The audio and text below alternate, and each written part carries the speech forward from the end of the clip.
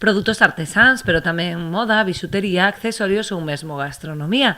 Todo isto poderán atopar aqueles veciños e visitantes que se acheguen ata o mercado de Nadal, que dende este sábado permanecerá instalado no Cantón da Leña. As casetas abrirán en horario de 11 a 2 e de 5 a 8 e media da tarde, principalmente durante as fins de semana. Desde traballos artesanais feitos en coiro, bisutería, complementos, produtos artesanais feitos a propósito para o Nadal e tamén vai haber gastronomía. Os horarios de apertura van ser desde as 11 da mañá ás 2 da tarde e de 5 a 8 e media.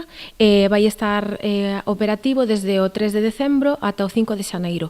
Vai abrir basicamente os fins de semana, pero despois tamén vai haber como os festivos coinciden sábados e domingos, pois vai haber outras semanas nas que abran, por exemplo, desde o xoves ata o sábado pola mañá. Ademais de dar soporte ás iniciativas empresariais da vila, este mercado busca diversificar a oferta de Nadal con actividades dinamizadoras do comercio.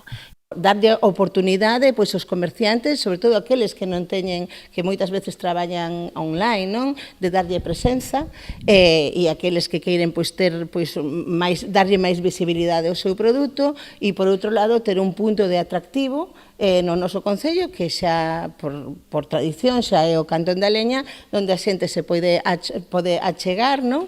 Os propios comerciantes valoran moi positivamente este mercado pola oportunidade que supón a nivel de vendas e de promoción. De feito, son moitos os que repiten experiencia ano tras ano. É unha oportunidade porque eu, como pensionista, teño moi limitado o traballo e fago venta online, pero moi pouco, non?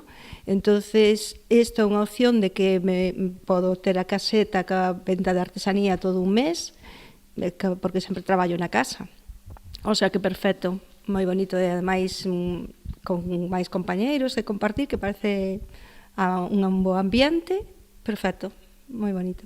Por outra banda, dende o Concello informaron tamén de que este venres pecha o prazo de inscrición no curso de envellecemento de balcóns e fachadas, que acada este ano xa a súa terceira edición.